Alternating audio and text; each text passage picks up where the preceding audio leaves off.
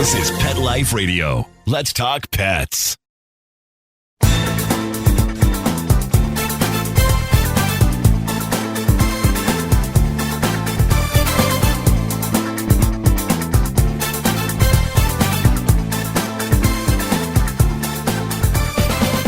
Hi, everybody. Cheryl from Unleashed, and I'm very happy today to have a dog trainer with us, Stephon Yacub. Hello. Good to be.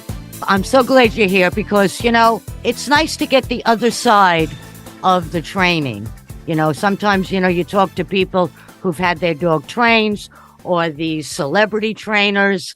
So in a nutshell, or a long nutshell, a big nut, a Brazilian nut. What kind of training do you do? Is it service, just a regular household? Tell us a little bit about your business. So when I started dog training, I noticed that I was always really good with animals, and I had an understanding with dogs and just not only their needs, but dogs are like people. I think they're more like people than we recognize, in that they have personalities, moods, habits. And I was really good with understanding that. So when I started as a dog trainer for Smart Start Puppies in 2021, this was originally like household training, pulling on the leash during walks, Guilty. barking, manners in the house. Oh my goodness. It's the most common thing in the world. The dog running outside when the door opens. When they get guilty. Not a dog dasher. No. And then I started doing service training when someone needs to get their dog on a plane, or they got to take their dog with them to the supermarket. They want to take their dog everywhere. First thing your dog's got to do is become desensitized to things, taking in all these sights, sounds, smells, etc. And crowds. Yeah, I've taken Tilly to Home Depot. Noises, big machines. She did pretty well, except the day we went there, thunder, lightning, and the lights went out in the store. But because she has a little anxiety during thunder and lightning, and certainly during 4th of July, which is like so cruel. How is your dog with that? So, if you haven't caught the reference, Rambo is inspired by an 80s movie style character. And he doesn't mind loud noise. He doesn't mind the loud noises. He doesn't mind getting dirty, doing army crawls with his dad in the grass.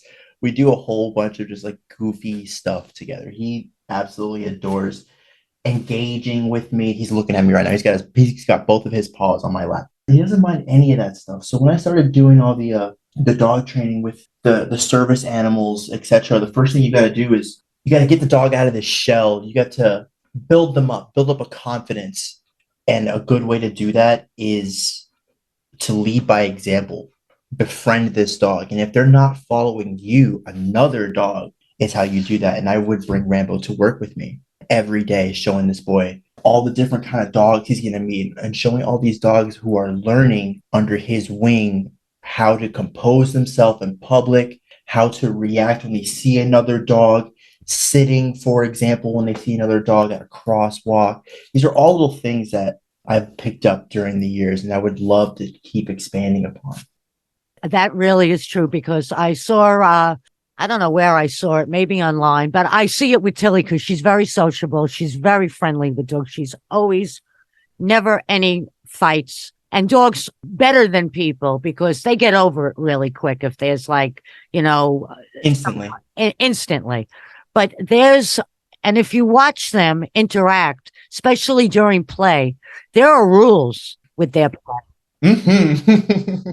It's instant, it's almost like when we meet somebody, how we look them in the eye and we shake their hand, and you could tell if it's a fake, if it's not a sincere shake, or the person doesn't look at you. But with dogs, and I watch her, some dogs go after the collar in the wrestle, some dogs go after the ear, and it's gentle. Nobody's, yelping or anything, and right. They keep going at it, but it is instant that they know. And it's got to be fair and square. I really believe dogs have manners. And you're right, habits. When I first took Tilly to get trained a few months back, the gal brought her dog to one of the sessions. And, she put the dog in the crate. Right. And when Tilly wasn't responding well, her dog barked at Tilly. And I'm telling you, that dog laid down the law, because after that, Tilly was like mush.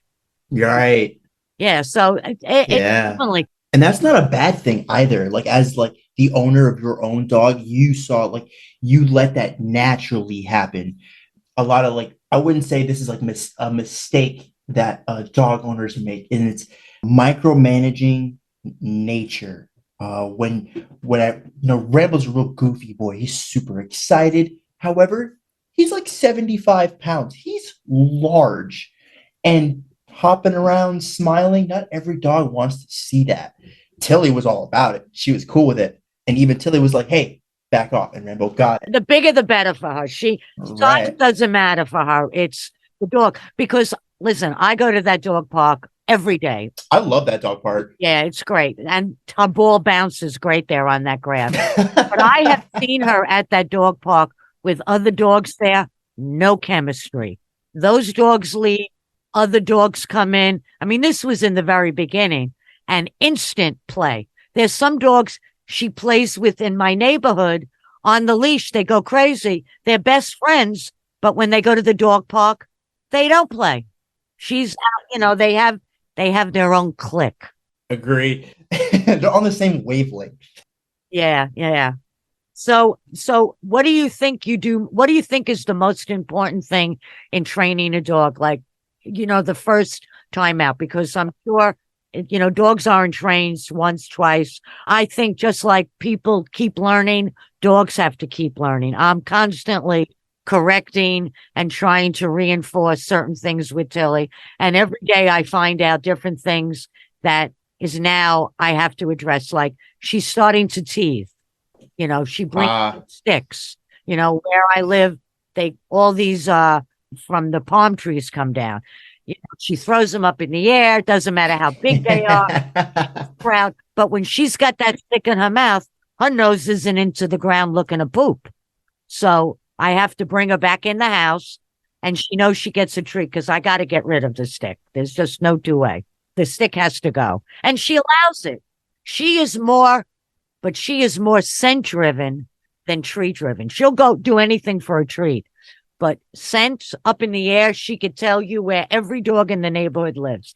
And if she could speak our language, she could tell us every conversation, because dogs have unbelievable hearing. Have you used that? You said, like, she likes to pick up the stick and play with the stick. The stick that's that you can use that as your reward, as your stimulant for keeping your dog engaged. And to like answer your question, start as soon as possible.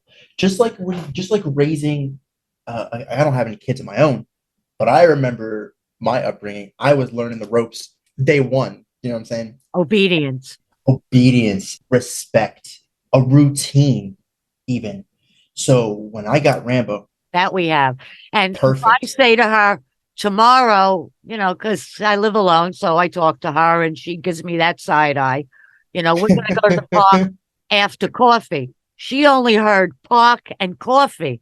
So now I'm drinking my coffee and she expects we're going to the park. Right. Because if you don't get there by 8:30 in the morning, you might as well kick it back until at least 6:37, because it's just too hot. It's way too. Oh, and we've been taking our walks. We've been doing like 5-6 miles every day for the last week, and he loves this. I call it run. He hears run and he tilts his head. That's another thing too. Teach your dog English. Pick a word and assign it to that thing. For example, if it's a ball, a stick, a toy, it's ball to Rambo. I say, Rambo, get your ball, and we're playing fetch. He'll go across and go grab the stick that we're playing with, etc. Teach your dog English. Run outside. Her only toys are the butcher bones from Publix, or else she'll chew everything. And she has maybe 6, 7 of them. She loves them, and they're great to put peanut butter in them. And she chews on them, and it calms her down. When I got her at a shelter. I'd never been to a shelter before. Oh, that's a tough. Yeah, it was really tough. It was. I cried. The hardest thing about going into a shelter is walking in and not walking out with every single animal that you saw. Yes. Most of them were pit bulls with the fixed ears. But, I wanted a dog. I had just put down my last cat at 19, and I planned for a dog. I didn't plan, how big she would get, but her personality, I'm fine with. I want spunk. I want an active dog. I walk about 4 miles a day with her. I mean, we walk a lot. When I got her, first I fostered her because I wanted to make sure she did get along with other dogs and cats. She has no interest in cats. She loves birds. All the ducks in my area, she could care less. Her big things are squirrels. And squirrels like to torture dogs. They'll climb up the tree, they turn around, and they just stand there, just torture. She knows we're all. They do the thing where like they climb like a little down the tree just to like And then stay there, like stay frozen. there. They're amazing. And what do you, the frogs? The frogs when it really Oh rains. my goodness. Well, Yeah. I mean, we're in South Florida, and you don't need to be a biologist, a scientist, or I believe no, herbiologists are for turtles. I love reptiles. But the second the sun goes down, all the toads come out. Now the toads come out and they sit on your sidewalk by a light, And by they a don't street, move. because all of their food is attracted to these artificial lights at night. So you introduce light, you introduce the food source, and then they hang out in that area. And we're commonly walking through these areas. So it's no wonder we see these frogs, these toads that are half the size of your phone or the size of your phone in Oh, some no, they're cases. huge. I named one Massive. Prince when I had my cats, but no. And he just stands there on the sidewalk. Uh-huh. And, the lights go on at 8:09, Yeah. it's Yeah. like ridiculous. But when it rains, then they go underneath the cars as you're walking by. Oh my goodness. There's a whole, but we hear the baby birds chirping up in the trees.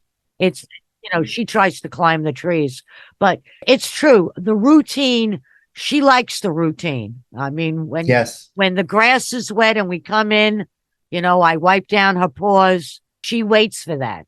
That she loves. And if she goes outside and does her business, she gets a treat. So she waits for that. I mean, you do the thing that I have preached to hundreds of dog owners, and this is helped with everyone. I tell them this all the time. They are creatures of habit. Once you have a routine, potty training, obedience, all that comes naturally. You're passively teaching your dog how to acclimate to your lifestyle. These little things that you think are goofy, like bringing in the stick and wiping down her paws, that is the world to them. If there's this little thing, if there's this little quirk that your dog has, to anybody listening, all the listeners, there's this dog listening, and they're super engaged with you. Like, for example, Rambo. When we go out in the rain, he needed me to go out in the rain when it's raining down here in sunny South Florida so that he can go out and do his business. But he loves getting dry. He loves when I rub his head and he rolls over. That is everything. That's love to them. When we come back from the park, especially with this heat, I wash her down because she sleeps with me. So, it's my bed too. She absolutely loves that. And for a treat, she gets a couple of strawberries. She absolutely loves strawberries. But when I first got her at the shelter, and she had the name Phoebe, which, they say, they didn't know the name, but, it depends on how the name was used. You've seen that graphic. My name is Go Away, Sit Down, Be Quiet. What's your name? Oh, my goodness. So, I always wanted a Tilly. She needed a middle name. So I gave her Tilly McGee. But when I first got her, they told me she was wandering in the street, which wasn't the truth, because I went to the Freedom of Information. She was caged outside as a puppy with a Dobie puppy. So, and I got her, she was big. I'll have her a year in September, and she'll be 2 in September. So it's not like I had her as a puppy, and she has filled out. Oh, yeah. Yeah. Oh, yeah. I keep her, I want to keep her lean because she is an athlete. I had plans that maybe we would do agility competition or some kind of scent work because she is scent driven. She needs a job. I want Yes. her to come home every day and be exhausted on the couch next to me. Because at night, once the sun goes down, what are we really doing? I do walk her up until about 11 or 12. Same. That's last call for me Yep, too. that's it. And then, she'll go into her bed, she'll hang out there for a little while, and then she'll come into my bed. So, that's the routine. And she'll wake me up. She's woken me up in the middle of the night if she had to go. Isn't that amazing? Don't you just love having an animal who communicates with you and would rather wake you up in the middle of the night to go outside and do their business instead of just Well, doing it in sometimes the she house? plays me. I mean, wake up. Because as soon as we get up, Uh-huh. when I first got her, I had to wake her up. That's how comfortable she was. What do they say? 3 and 3, 3 days, 3 weeks, 3 months. When I first got her, I didn't see anybody except my neighbors. I walked her all around the area. She knows home. This is her home. She knows. Right. If anybody walks by or rings the doorbell, oh my God, the world will end. She's not violent, but Oh, there's one. that is exactly what I have to deal with. I had to get all glass doors on my wall unit and a 39-inch gate in my kitchen because, my burner stays. She surfs and she's big and she has no problem. She'll sit outside on the rug and watch me cook. So we're good there. But needs to have some of the things tightened up because, like I said, she's big and I'm getting older. We're going to take a break. We'll be right back. Take a bite out of your competition. Advertise your business with an ad in Pet Life Radio podcasts and radio shows. There is no other pet-related media that is as large and reaches more pet parents and pet lovers than Pet Life Radio. With over 7 million monthly listeners, Pet Life Radio podcasts are available on all major podcast platforms. And our live radio stream goes out to over 250 million subscribers on iHeartRadio, Odyssey, TuneIn, and other streaming apps. For more information on how you can advertise on the #1 pet podcast and radio network, visit PetLifeRadio.com/advertise today. Let's talk pets Let's talk pets on Pet Life Radio. Pet Life Radio. PetLifeRadio.com.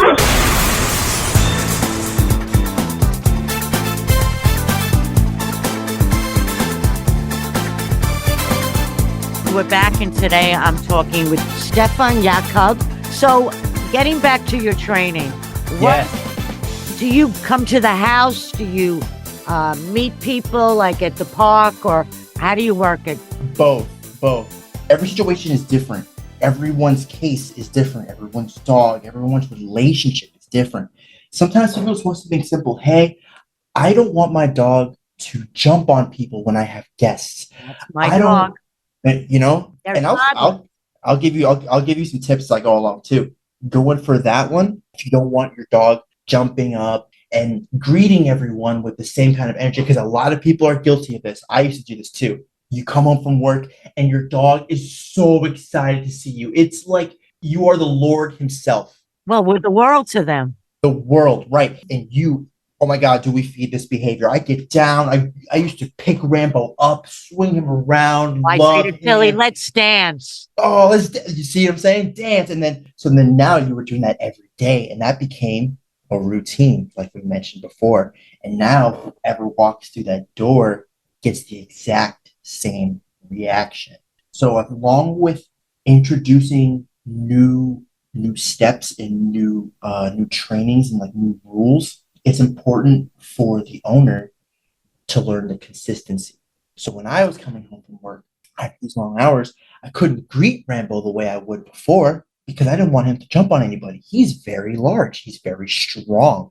He's beautiful. He's gorgeous. It just does not change the fact that he's a husky pit bull mix, and to someone, that's terrifying. You know what I'm saying? Right. So the routine of, here's a tip. You have a dog that jumps. One thing you can do to stop your dog from jumping, to enforce that behavior, is teach the dog off, down. Put your hands out and do not entice. Don't incentivize what you don't want your pet to do. Do you follow me so far? Yeah. Yeah. Next step, for example, you have a golden doodle or a golden retriever, large animal, and this isn't working. Your dog is too hyper, your dog's too excited. Well, one thing you should do, put a leash on your dog, not a harness, a leash. Put a leash down, put your Step foot on it. exactly. Keep your foot down there to counter that jumping so that when you're doing this over and over and over with an animal at their house, because I have to train your dog in that same environment. We can't mimic this scenario at my place or at Home Depot. We need to do this in your house because when someone knocks on your door and you let them in for dinner or coffee or breakfast, etc., that's got to be done right then and there. It's like having a toddler. It's all about me. I want to show you all my toys. I want to lay all over you and I want to lick you. Right. So You know, I want to lick your knees because I lick Cheryl's knees. exactly. And like, some people, that's no big deal. But a lot of people are scared of dogs. And Big dogs. big dogs especially. I have a friend who works for Florida Wildlife Conservation. He's terrified of dogs. He loves cats. He's got all the cats in the world, just like I do. I have three cats of my own. But people are still scared of dogs because people have negative experiences with dogs. Right. I'm lucky. Knock wood. I'm poo-poo. I've never had a negative experience. Most dogs like me. And if they don't, they stay away from you. But Right. going to the park, all the dogs like all the people there. But if those people came to my house, they're mellow with them there. But if any of them came to my house, Tilly would be all over them. She would take out all her toys. She would jump all over them. And that's what I want to nip in the bud. And that's where the trainer coming to your house comes in. All right. Here's your guest. Let me know when you want to have coffee. You got it this weekend. So like that's the thing. Stephon comes to your house and boom, I don't do the greet your dog and then the second I come in, we are learning. I'm nipping that in the bud myself so that Tilly, Rambo, I don't know how many dogs I've met named Zeus come into the house and don't jump on me. No, Caesar Milan does this. This is an easy one to remember. No touch, no talk, no contact. Ignore. Right. There's a strategy. And they can't stand that. However, if you have and now a lot of dogs learn so quick. If your dog is like super smart, and like I say if different dogs learn at different rates, just like Tilly's smart. She's smart for Tilly. Yeah. You got to put that on a t-shirt. Smart for Tilly. Yeah, no, she's very smart for herself. She has, certain things that she gets over on me because, because everything is a routine. And just think about it. Our lives are interspersed with our dogs' lives, especially me. I'm retired. I do a lot of different things to keep myself busy. Congratulations. I want a happy dog. And how to have a happy dog? I take it to the park. I take her on walks. We have play dates. We go swimming, we try to go swimming. We took it to the lake or I take her running. So your life is interspersed. Our relationships with dogs nowadays, not when I was younger, they didn't have beds for dogs. Not that the dog slept on a cement floor, but look at the industry for pet products. It's billions. The food industry, billions. Everybody's vying. Dogs are family. That's bottom line. Your love for your dog, if you're the right owner and you're not an idiot or one of these real a-holes who do terrible things where karma will take care of them. But if you are a real pet owner who loves your pet, you'll do anything in the world because they are family. You won't go places if you can't bring them. You won't go places because you have them. And it's not spoiling them. My belief is, I take Tilly because I want her to be social. She loves other dogs and she needs to work off all of that puppyish. But you know what? A tired dog is a good dog. And I'm no dummy either. If she could sleep for 2 hours after coming back from the park and I could get stuff done. We went to the Pet Expo in March and I went around to all the different booths doing sound bites. And there was this one Brazilian company who had all of these chews. They almost looked like flutes before they put the holes in them. They were gorgeous. Okay. Told them, I need a chew like that would give me 45 minutes. I could work on my phone in the morning. And this guy came out with like a 4-foot chew. It Oh was my goodness. hysterical. Those are great for dogs. Number one, it calms them when they do chew. That's why she likes her bone and she can't hurt herself. They like it. It keeps them busy. They need to be doing something or else they get into mischief. Like Tilly, when I first got her, she ate all of my vitamins. They make vitamins like gummies. They make them, like gummies, like treats. Had to go to the vet because, she got sick. Then she was knocking pictures off the wall, but she would leave the nail, thank God. Then I'm missing 2 batteries and I'm missing one of those squeakies, so I have to monitor everything. It's amazing, but I wouldn't change it.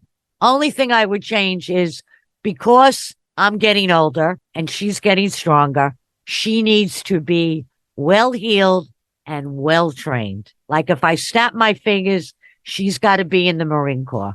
Yes. So with that, there's that repetition. There's that your lifestyle becomes your routine. In the wild, wolves, let's use wolves as an example. There's always an alpha. You're the alpha in the house. Right. This is something I preach every single time. You are the alpha. I'm always either talking to mom, dad, whoever is the one who's struggling with the control. And no offense, ladies, most of the time it's mom, because mom is always more of the sincere one, the soft, gentle one. And dad has got the deeper voice, and it's no BS with dad. This is common. It's very common. And how you switch things around is you absorb that role as well as of being the alpha and nipping that in the bud. The second you see like that behavior that you don't want to thrive and prosper and evolve and become habit, nip it in the bud each and every time. You could use spray bottles of water like a spritz. You could use a rolled up magazine. Voice and the tip of a dog's nose is very sensitive. They are way better. Their hearing is better. The sight better. The smell, taste, all of it is significantly more acute. However, the sensory nerves on the nose are very sensitive. And what I did for Rambo, tap on the nose, literally 2 fingers. And I'm a skinny guy, so I don't have like these big like sausage phalanges. I just tapped him right on his nose, and that was enough to get his attention. He wants me to understand him now without having to raise my voice or get a spray bottle or anything like that. He saw my hand, touched him on the nose, and to this day, that went with his name is Rambo. And if anyone's a fan of the movie, Rambo's first name is John. So instead of me saying Rambo and shouting his name, I refer to him as John when he's not doing what I want him to do. I call Tilly Miss McGee. And I know every dog owner or every cat owner listening, we all have multiple nicknames for our dogs. This guy, it's incredible. Isn't it? They just come to you and they know it. They know the name. They look at you. They have to know. When I say Miss McGee, that gets her attention because I'm not calling her Till or T or Tilly or my Tilly girl. And if you're going to address your dog with these different kinds of names, make sure this is during like later stages, not when they're young and they're puppies, because the first thing you do when you're doing training with dogs is name recognition.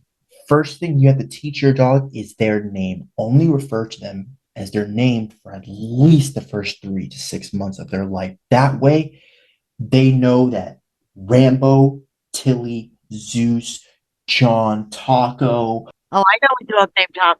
And we all know a dog named Taco. Taco's always small and brown. Yeah, exactly. It's just amazing. At the park, all the different names of the dog. There are a couple of Zeuses there. Oh, there's always a Zeus. And Apollos. Apollo, my goodness. Oreo. Yes, really. It's amazing the names that people come up with. And they're more exciting now than Spot or Fido or, agreed, really how boring. People make a plan. I really think the people today who are getting pets, whether a cat or certainly a dog, they are in it 150%. You have to be. This is your life now. This is my life partner. Are you kidding? Yeah. Envy. It's amazing. So now, are you working on a website so people could contact your website, or do you want them to contact you at your Gmail? It has been Gmail. I'm gonna get a website going as well. You know, when I was working with this company, I didn't agree with their methods and their commitment to these animals. It was way too much just for the money and not for the growth of a family. Do you follow me so far? Yeah, but you see, when you're good with animals like you are, you know, you don't need anybody. You could do It just travels so quickly where I was just doing it in my neighborhood and I started putting ads on Craigslist and my friends and family started saying, like, Stephon, you should just get a website going. So, because like now you have a schedule. Well, we are worldwide, you know, so This is true. you could get people, you know, contacting you from anywhere. So the email, the phone number I provided you. I'm going to put that all for our listeners. I'm going to Please. put that all on the site. So when this post, but I will give you the email now. It's stephoNdy@gmail.com. And, you know, we'll post the phone number. That's fine with you? I love it. Wonderful. No one calls me anyway. Okay, well, maybe. I'm so glad you came on. We'll be in touch. So glad to be here. I want to thank Mark. I want to thank Tilly. And I want to thank my listeners. And remember to live life unleashed. See you next time, everybody. Bye-bye. Let's Talk Pets every week on demand, only on PetLifeRadio.com.